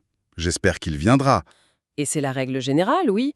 Mais dans un langage très soutenu, tu peux trouver le subjonctif. Ah bon? Genre quoi? J'espère qu'il ne soit pas en retard? Oui, mais attention, l'exemple de la source, c'est « j'espère qu'il ne soit pas trop tard ». Et ça exprime quoi? Parce que franchement, dans la rue, je croirais juste que la personne s'est trompée. C'est vrai, à l'oral au quotidien, ça passera pour une faute. Mais dans un contexte dramatique, ça marque une incertitude angoissante. L'indicatif, c'est lumineux, c'est l'espoir. Le subjonctif ici, c'est la peur que le pire se soit déjà produit. Waouh! C'est hyper poétique en fait. La grammaire qui devient la bande-son de notre angoisse. C'est joliment dit, mais on n'a parlé que des verbes jusqu'ici. Il faut aussi parler des conjonctions. Oui, les petits mots comme bien que ou pour que, les fameux déclencheurs. Ce sont un peu les gardiens de la frontière, non? Ils nous forcent à utiliser telle ou telle logique. C'est ça. Le but exige toujours le subjonctif, avec pour que ou afin que. La concession aussi, avec bien que. Et la condition non réalisée, pourvu que... Ok. C'est là que ça devient vraiment intéressant. Parce qu'il y a un piège ultime abordé dans le cours, le fameux après-que. Ah, le grand débat de la langue française. Cela soulève une question importante sur l'usage. Grave. Parce que la logique pure voudrait que, puisque l'action est terminée, on utilise l'indicatif. Après qu'il est parti, le gars est parti, c'est un fait accompli, on met de l'indicatif. Grammaticalement, c'est la seule forme correcte. Mais l'usage populaire, et même à la radio ou chez certains auteurs, dit après qu'il soit parti, au subjonctif. Mais pourquoi on fait ça? C'est juste par mimétisme avec avant que? Absolument. C'est l'analogie. Avant que demande le subjonctif, car l'action n'est pas encore faite, avant qu'il parte. Le cerveau enregistre la mélodie de la préposition plus le subjonctif et il l'applique bêtement à après que. Donc on sacrifie la logique temporelle pour une espèce de symétrie mentale, c'est fou. Mais du coup, comment on gère cette contradiction? Si on est en plein examen, disons le DALF C1, on fait quoi? Ah, au DALF, tu appliques la règle académique stricte. Après qu'il est parti, si tu mets du subjonctif, le correcteur te pénalise. D'accord. Mais si je dis ça dans un dîner entre amis à Paris, on va me regarder bizarrement, non? On va me trouver ultra pédant? C'est les risques. La compréhension de l'usage oral est vitale pour la fluidité culturelle. Parler couramment, c'est aussi savoir quand briser les règles pour s'intégrer socialement. C'est un vrai numéro d'équilibriste. C'est pareil avec le fait que. Non. Tout à fait. Le fait que, ça devrait être l'indicatif, car c'est un constat. Le fait qu'il est en retard, on constate l'heure. Mais on entend souvent le subjonctif, le fait qu'il soit en retard est inadmissible. Parce que là, tu émets un jugement de valeur. L'émotion, la colère de l'adjectif, inadmissible, prend le dessus sur le fait objectif, donc subjonctif. C'est la subjectivité qui écrase la réalité. Ok, je crois que j'ai bien saisi cette histoire de verbe et de conjonction. Mais il y a une autre partie dans les sources qui m'a vraiment interpellé. Ce sont les propositions relatives. Ah oui, avec qui ou que. Là, on entre dans la quête de l'idéal. Exactement. Parce que cette subjectivité, on a vu qu'elle s'applique aux actions, mais ça marche aussi pour les gens ou les objets qu'on cherche. Si l'on relie cela à une perspective plus large, le subjonctif révèle carrément notre vision du monde. Prends l'exemple du recrutement. L'offre d'emploi. Je cherche un assistant qui parle anglais. Voilà. Si on l'écrit avec l'indicatif, qu'est-ce que ça veut dire? Ça veut dire que je sais que cette personne existe, elle est quelque part, aidez-moi juste à la localiser. C'est une recherche concrète. Mais si tu utilises le subjonctif, je cherche un assistant qui parle anglais, ou pour que ça s'entende mieux, qui sache parler anglais. Là, on cherche un idéal, un mouton à 5 pattes. On n'est même pas sûr que cette personne existe sur la planète. Exactement. Le subjonctif trahit ton incertitude face à l'existence même de ce que tu cherches. C'est fascinant. C'est génial. Et on retrouve cette mécanique avec les superlatifs, n'est-ce pas? Oui, les superlatifs subjectifs. Quand tu dis « c'est le meilleur livre que j'ai jamais lu », Avec AI, AIE au subjonctif. Pourquoi ne pas dire simplement « que j'ai lu » à l'indicatif? parce que ce n'est pas une vérité absolue, c'est ton opinion. Le subjonctif, ici, ajoute une forme d'humilité. Tu admets que c'est le meilleur livre selon ta propre expérience limitée du monde. C'est hyper poli en fait, ça laisse la place à l'autre pour ne pas être d'accord, sans que ça fasse une bagarre. C'est tout à fait ça. Pareil pour les antécédents niés. Il n'y a personne qui sache faire ça. On nie l'existence, donc on tombe dans l'irréel, donc on utilise le mode de l'irréel, le subjonctif. Imparable! Bon, on a vu que le subjonctif était souvent enfermé dans des sous-phrases, il dépend d'un autre verbe, d'une conjonction, d'un superlatif, mais le cours C1 parle aussi de l'indépendance stylistique, le subjonctif qui vit sa meilleure vie, tout seul. Oui, le subjonctif indépendant, c'est une touche de style incroyable. C'est souvent utilisé pour exprimer un souhait. Comme « Vive la France », Voilà. Ou « Puissiez-vous réussir », c'est majestueux. c'est vrai que ça a de l'allure, mais il y a aussi les ordres un peu froids, non? Ceux à la troisième personne. Ah, l'ordre administratif poli mais ferme. Au lieu de dire « sors d'ici », tu dis « qu'il sorte immédiatement ». Ouch! C'est glacial, ça met une distance de dingue entre les personnes. C'est redoutable en entreprise ou dans un contexte formel. Ça évite l'affrontement direct tout en étant indiscutable.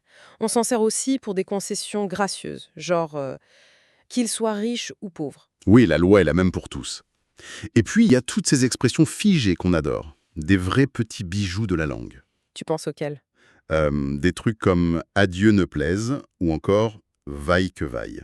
Et ma préférée, « coûte coûte ». Ce sont des formules très élégantes. Les maîtriser, ça donne une vraie profondeur historique à ton discours. Alors, qu'est-ce que tout cela signifie au final quand on intègre le temps là-dedans? Parce qu'on a le subjonctif passé aussi, qui joue avec cette notion de temps. Oui, le subjonctif passé sert à marquer une antériorité absolue. Par exemple, je suis content que tu sois venu. L'action de venir est terminée, actée avant l'émotion présente. D'accord. Mais la nuance de dingue, c'est quand on l'utilise pour le futur. Ça m'a retourné le cerveau, cette partie. Le fameux futur qui doit être accompli. Ouais, je veux que tu aies fini demain. Pas je veux que tu finisses demain, mais bien que tu aies fini. La pression psychologique n'est pas du tout la même. En disant que tu es fini, on met l'accent sur le résultat achevé. On s'intéresse plus à ton effort, on veut juste voir le produit final. C'est un truc de manager impitoyable, quoi. Ouais. C'est redoutablement efficace. Bon, on vient d'absorber une quantité incroyable de nuances. Comment on fait pour intégrer tout ça sans avoir l'air d'un robot qui récite un dictionnaire des années 1800? La clé, c'est de s'exposer massivement à du contenu de qualité. La littérature française, bien sûr, mais aussi la radio. La radio, c'est vrai. Écouter des débats intellectuels sur France Inter, par exemple, c'est une mine d'or. Tu vas entendre les locuteurs jouer avec ces zones grises pour se protéger, pour attaquer poliment, pour nuancer. Je ne dis pas que vous ayez tort, mais, et paf, on place son argument. Exactement. Et le dernier conseil de la source, c'est vraiment de ne pas avoir peur de l'erreur. La pratique des phrases complexes amène des fautes et c'est normal. Même les francophones natifs font des erreurs avec ça. On l'a vu avec le « après que ». Tout à fait. L'important, c'est de s'amuser avec ces nuances, d'essayer de comprendre l'intention de l'auteur quand on lit. En gros, on retient que ce mode n'est pas juste une punition inventée par des profs de grammaire sadique. C'est un outil d'une finesse incroyable. Ça permet de séparer les faits froids de nos opinions, de montrer de l'humilité ou d'adoucir une vérité. C'est un vrai choix stylistique. Un choix qui révèle notre propre état psychologique et notre subjectivité face au monde. Ce qui m'amène à une pensée assez provocatrice pour terminer. On a vu que ce mode cartographie nos émotions et nos doutes. Mais regarde comment on communique aujourd'hui. C'est-à-dire ? Avec les emails hyper courts, les messages factuels et surtout les textes générés par l'intelligence artificielle. Une IA, par définition, ça écrit de manière froide, lisse et objective. C'est vrai ? Une IA n'a pas de doutes existentiels à exprimer, elle n'utilise quasiment que l'indicatif. Voilà. Du coup, je me demande vraiment comment ça va influencer l'avenir de notre langue. Est-ce que le subjonctif va devenir un simple marqueur d'élite, un truc de snob, pour la littérature de niche? Ou alors, à l'inverse, face à tous ces textes robotiques, est-ce que ce besoin humain, très profond d'exprimer nos failles et nos émotions, va justement garantir sa survie? Le subjonctif comme acte de résistance humaine. C'est une réflexion fascinante. De quoi méditer sérieusement la prochaine fois que vous écrirez un email un peu trop parfait. Merci beaucoup d'avoir décortiqué tout ça avec moi. Merci à toi, c'était un vrai plaisir de plonger là-dedans. À très vite pour une nouvelle exploration. Gardez le doute et gardez le subjonctif vivant. C'est assez drôle parce que, en général, on a cette image de l'expertise, dans n'importe quel domaine d'ailleurs, comme une espèce d'immense montagne de données qu'on aurait patiemment accumulée. Ouais, tout à fait. Et surtout quand on pense à la maîtrise totale d'une langue étrangère. L'image qui vient direct à l'esprit, c'est ce cliché de l'individu qui aurait littéralement avalé un dictionnaire entier. C'est ça, on imagine qu'atteindre le sommet, ça consiste à mémoriser chaque mot. Exactement. Chaque exception grammaticale, jusqu'à pouvoir se dire, ma base de données interne est complète. Et en fait, cette vision très mécanique de l'apprentissage, elle est hyper répandue. Tout simplement parce qu'elle offre un sentiment de contrôle, tu vois. Ouais, c'est rassurant. Et l'esprit humain adore ce qui est quantifiable. Donc, compter le nombre de flashcards qu'on a mémorisés ou le nombre de règles de conjugaison qu'on maîtrise, ça donne une belle illusion de progression bien linéaire. C'est clair. On se dit que le travail paie, quoi. Voilà. L'idée dominante, c'est vraiment qu'en empilant suffisamment de petites briques de vocabulaire, on finit inévitablement par construire le grand mur de la fluidité. Sauf que, et c'est là que ça devient passionnant, les recherches sur le stade ultime de la maîtrise du français, donc le fameux niveau C2, elles révèlent une réalité totalement contre-intuitive. Complètement. Notre exploration d'aujourd'hui, pour ceux qui nous écoutent, elle se penche sur un document super intéressant intitulé Mastering Advanced French, The Path to C2 Fluency. Un très bon texte, ouais. Et en fait, c'est le script d'un cours magistral destiné aux apprenants de très très haut niveau. Et la mission de ce texte, sa thèse centrale, c'est de détruire complètement cette idée de la montagne de données. Ah bah ça, la pulvérise, c'est sûr. Atteindre le niveau C2, c'est pas connaître tous les mots, c'est plutôt apprendre à entendre ce qui n'est pas dit, décoder les silences, les sous-entendus et tous ces codes invisibles qui flottent entre les phrases. C'est exactement ça. Le document propose un cadre analytique qui va carrément déplacer l'objectif final. Mhm. À ce niveau-là, au niveau C2, la perfection grammaticale ou la richesse du vocabulaire, c'est considéré comme des acquis de base. Mhm. C'est même plus le sujet. Le vrai objectif, ça devient ce que le texte appelle la transparence cognitive. La transparence cognitive, j'adore ce terme. Ouais, si puissant. Il s'agit du point de bascule exact où le cerveau arrête complètement son processus de traduction consciente. L'apprenant ne décode plus du tout une langue étrangère, il ressent directement une intention. Une émotion, un concept pur. Voilà, l'outil linguistique devient littéralement invisible au profit du sens. C'est une dynamique fascinante, honnêtement. Pas seulement pour ceux qui apprennent des langues, mais juste pour comprendre comment le cerveau humain gère une charge cognitive aussi massive. Grave.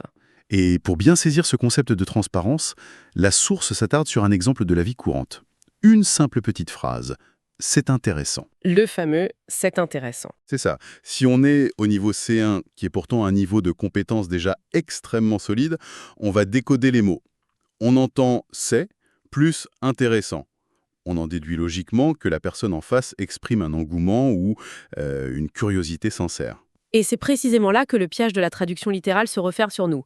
Le texte démontre bien que, selon l'intonation, le contexte de la discussion, ou même la hiérarchie sociale entre les gens, L'ambiance générale, quoi. ouais, tout ça, eh bien, un locuteur natif français qui utilise la phrase « c'est intéressant » peut très bien être en train de formuler un rejet poli. Ah ouais, c'est le classique « je m'en fous, mais je reste poli ». Exactement. Le message réel, la couche implicite, c'est je n'adhère pas du tout à cette idée, mais les conventions sociales m'imposent de rester courtoise pour clore le sujet ». C'est fou. Et le niveau C2 exige de capter cette seconde couche d'information de manière quasi instantanée. Sinon, la communication est rompue. Et ça, même si tous les mots ont été parfaitement entendus et compris. L'image qui me vient en tête en lisant cette partie du document, c'est... Je sais pas si tu vois la matrice dans le film Matrix. Oh, excellente analogie. Au début, le héros, il regarde un écran et il fait un effort conscient pour déchiffrer chaque petit symbole vert qui tombe de haut en bas. Ouais, les fameuses lignes de code. C'est ça. Ces symboles verts, ce sont les mots isolés et la grammaire. Mais une fois la maîtrise atteinte, il ne voit plus du tout les lignes de code. Il voit directement la réalité simulée. La femme en robe rouge. Exactement. La femme en robe rouge ou une rue animée. Il perçoit l'environnement sans qu'aucune ligne de code ne vienne bloquer sa vision. Et la transparence dont parle la source, pour moi, c'est exactement cette capacité à voir la scène sans remarquer le code source. Mais c'est tout à fait ça. Et la neurologie derrière cette métaphore, elle est hyper concrète. Le texte détaille la charge cognitive monumentale que le cerveau doit gérer pendant une simple interaction. C'est pas juste remplacer un mot par un autre. Non, pas du tout. C'est pas une simple substitution lexicale. Le cerveau, il doit traiter simultanément le sens littéral, la mélodie de la phrase, les références culturelles partagées, l'ironie éventuelle. Ça fait beaucoup d'onglets ouverts en même temps. C'est le cas de le dire, et le contexte social en plus. Donc prendre les mots au pied de la lettre, ça monopolise tellement d'énergie que ça empêche le traitement de toutes ces autres couches. D'accord. C'est vraiment la ligne de démarcation claire établie par la source. Sans cette perception de l'implicite, l'interaction reste superficielle. Ok, donc sachant que l'objectif suprême, c'est d'atteindre cette transparence et de lire entre les lignes, faut comprendre ce qui bloque ce processus. Et le texte identifie 5 obstacles majeurs. 5 défis spécifiques au niveau C2. Les fameux boss de fin, comme on pourrait dire. C'est ça. Et au lieu d'être de simples petits problèmes de vocabulaire, ils s'enchaînent d'une façon hyper logique. Tout part du premier défi, qui est la vitesse extrême et la haute densité informationnelle. Les natifs parlent vite. Très vite. Et ils ont cette fâcheuse habitude de condenser leurs idées, d'utiliser ce que le texte appelle des ellipses, c'est-à-dire qu'ils suppriment carrément des mots, ou même des étapes logiques entières de leur raisonnement. Et cette suppression, il faut bien comprendre qu'elle n'est pas accidentelle, elle est vraiment structurelle. Les natifs sautent des étapes parce qu'ils présument que la personne en face possède déjà les briques manquantes pour reconstituer le sens. Ah, donc l'ellipse fonctionne comme une sorte de raccourci cognitif partagé. Tout à fait. Mais pour que ce raccourci fonctionne, ça exige un prérequis énorme, ce qui nous amène direct au deuxième défi soulevé par le document, le vocabulaire spécialisé et la culture générale. Bah oui, forcément. Pour combler les vides laissés par les ellipses, l'apprenant doit maîtriser le lexique de la politique, de la philosophie, de l'économie. Sans ce bagage de fond, les petits sauts logiques de la conversation deviennent de véritables précipices. On tombe dans le vide, quoi. Et puisque les natifs s'appuient constamment sur ce fameux bagage commun pour sous-entendre des choses, ça crée vraiment le terrain idéal pour le troisième défi, l'humour et l'ironie. Ah, l'ironie française! Un vaste sujet. C'est clair. L'humour, au fond, quand on y pense, c'est rien d'autre qu'une ellipse poussée à l'extrême. C'est un saut logique qui se termine par une chute inattendue. Ouais, c'est une très bonne façon de le voir. Et le texte rappelle bien que l'ironie française repose massivement sur des jeux de mots subtils, ou des petits clins d'œil à des événements historiques. Donc si le cerveau de l'apprenant utilise toute son énergie pour traduire les mots littéralement, le temps de latence tue la blague. Le fameux moment de silence gênant avant le rire forcé. Exactement. Et la difficulté s'amplifie encore quand on intègre le quatrième facteur de la source, qui concerne les variations géographiques. Oui, parce que ces codes culturels, cet humour, c'est pas du tout standardisé. Le français, c'est un organisme mondial qui évolue. C'est clair. La densité de l'information ou les références implicites varient drastiquement selon qu'on se trouve à Paris, à Marseille, au Québec, à Bruxelles ou à Dakar, par exemple. L'apprenant de niveau C2, il doit vraiment calibrer son oreille à des écosystèmes qui sont très très différents. Ce qui nous amène du coup au cinquième et dernier défi pointé par la source, le langage corporel et les codes sociaux. Et là, je dois avouer qu'en lisant cette partie-là précisément, j'ai eu une vraie objection, une sorte de blocage. Ah bon? Laquelle? On a souvent cette idée reçue que le langage corporel, c'est le truc le plus universel de l'humanité. Je veux dire, un sourire traduit la joie partout dans le monde, non? Un haussement d'épaule traduit l'incertitude. C'est ce qu'on a tendance à croire, ouais. Et un silence, c'est juste une absence de son. Du coup, je me suis posé la question, en quoi l'absence de mots peut-elle constituer un défi de niveau C2, spécifique à une seule culture? Eh bien, figure-toi que ce présupposé de l'universalité du non-verbal, il est méthodiquement démonté par la source. L'analyse montre qu'un geste ou un silence porte une charge sémantique qui est entièrement programmée par la culture cible. Vraiment? Même le silence? Surtout le silence. Prenons un exemple. Dans certaines cultures asiatiques ou même nordiques, un silence prolongé après une proposition, c'est souvent un marqueur de profond respect. Genre, je prends le temps de réfléchir à ce que tu viens de dire. Exactement. C'est le signe qu'on accorde de l'importance à l'idée. Mais dans le contexte français décrit par le document, un silence après une argumentation, ça peut être lourd de reproches. Ah ouais, le silence qui glace le sang. Voilà. Ça peut indiquer un désaccord frontal qu'on choisit simplement de ne pas verbaliser, ou bien ça signale que l'interlocuteur a franchi une limite sociale. C'est pas un vide en fait, c'est un vocabulaire silencieux qui est extrêmement dense et qu'il faut absolument pouvoir lire. C'est vertigineux de réaliser que même le silence nécessite une traduction culturelle. C'est le mot, oui. Face à cette cascade de défis, je veux dire, la vitesse qui crée les ellipses, qui exige un contexte, qui nourrit l'ironie, le tout enrobé de codes non-verbaux cryptiques, la réaction d'un cerveau normal, c'est tout simplement la panique, quoi, ou la frustration. C'est tout à fait naturel de ressentir ça. Mais heureusement, le document ne laisse pas l'apprenant démuni face à ça. Il détaille 5 stratégies cognitives pour survivre dans ce chaos. Ça commence par l'écoute globale. L'écoute globale, ouais.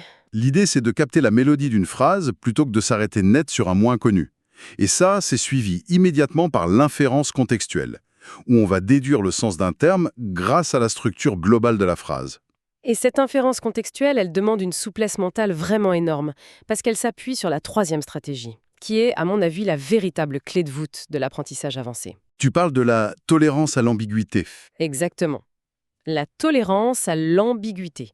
La source insiste hyper lourdement sur cette compétence psychologique. Il s'agit en fait de la capacité à accepter de naviguer dans le brouillard, accepter de ne pas tout comprendre tout de suite sans que le cerveau ne déclenche une énorme alarme de stress. C'est une super métaphore. Cette notion de tolérance à l'ambiguïté, moi, ça me rappelle vraiment la conduite par temps de brouillard léger. Ah oui, très juste. Si, à chaque fois qu'une silhouette au loin te semble un peu floue, tu piles sur les freins, tu sors de la voiture pour vérifier de quoi il s'agit, tu n'arrives jamais à destination. C'est épuisant et totalement contre-productif, ouais. Voilà. L'apprenant qui s'arrête mentalement sur chaque mot inconnu bloque sa propre progression. Pour avancer, il faut accepter que certaines formes restent floues temporairement. Et il faut faire confiance au tracé général de la route. Au contexte global, quoi. C'est ça pour continuer à rouler, et en général, le sens finit par s'éclaircir de lui-même. L'analogie du brouillard illustre ça à la perfection. Et la source propose d'ailleurs un test pratique redoutable pour illustrer cette dynamique, avec un extrait de texte sur la modernité. Ah oui, ce fameux passage. Le texte est délibérément chargé de termes qui sont susceptibles de provoquer cette panique cognitive chez l'apprenant. Je crois que j'ai le passage exact sous les yeux, je vais le lire. Ça dit ceci. D'un côté, nous assistons à une démocratisation sans précédent de l'accès au savoir, jusque-là ça va. Mais après, de l'autre côté, cette abondance informationnelle génère son propre cortège de problèmes. Déjà, cortège, ça peut faire freiner, hein. Grave. Et le texte enchaîne ensuite sur des concepts complexes comme la surcharge cognitive, la dichotomie ou l'isolement stérile. Honnêtement, un apprenant même de niveau C1 qui entend le mot cortège ou dichotomie en pleine discussion, il risque fort de donner un grand coup de frein dans le brouillard. C'est clair, il va faire un blocage, chercher la traduction exacte de cortège, et pendant ce temps-là, Il perd totalement le fil de l'argumentation qui suit. exactement. Et c'est précisément là que la 4e stratégie du document entre en scène. L'attention aux marqueurs discursifs. Les fameux petits mots de liaison. Voilà, le cerveau qui est habitué au niveau C2, il ne va pas du tout s'arrêter sur le mot cortège. Il a déjà repéré les véritables panneaux de signalisation de la phrase, c'est-à-dire d'un côté et de l'autre côté. C'est brillant. Ces simples petits mots préviennent le cerveau qu'une opposition logique est en train de se construire. Donc, la structure de la pensée importe beaucoup plus que le lexique précis. L'apprenant comprend instantanément qu'on lui présente les bénéfices de la technologie, d'un côté, face à ses dangers de l'autre, sans avoir besoin de définir le mot dichotomie au milieu. C'est exactement ça. Et la dernière stratégie mentionnée, c'est la métacognition. Ça consiste simplement à observer son propre processus, c'est-à-dire réaliser qu'on a failli paniquer sur un mot bizarre et ramener consciemment son attention sur la structure globale. Franchement, la théorie est brillante. Mais l'une des grandes forces de ce document, pour moi, c'est qu'il ancre cette psychologie dans une vraie routine d'entraînement tangible. Le fameux plan d'action. Ouais. Il détaille un plan sur 60 jours. Et ce qui m'a paru vraiment intéressant, c'est la progression de ce plan. Les 2 premières semaines, elles sont dédiées uniquement à l'immersion passive. On demande à l'apprenant d'écouter des heures de contenu sans prendre une seule note, juste pour s'imprégner. Mhm. Mais du coup, pourquoi commencer par une approche aussi relâchée quand on vise l'excellence de l'analyse? C'est une super question. En fait, c'est parce que l'immersion passive agit sur une zone très spécifique du cerveau, ce qu'on appelle la cartographie phonémique. Ok, la cartographie phonémique. En se contentant d'écouter, sans aucune pression de devoir reproduire ou même analyser le sens profond, le cerveau a l'espace mental nécessaire pour s'habituer au rythme, aux intonations et à la musicalité des accents. C'est vraiment une préparation du terrain neurologique, tu vois. Comme un échauffement. Exactement. Ensuite, les semaines 3 et 4 enclenchent l'analyse active. Là, l'apprenant va commencer à disséquer les structures complexes qu'il a perçues. D'accord. Et puis, les semaines 5 et 6 passent à la production, notamment par la technique du shadowing.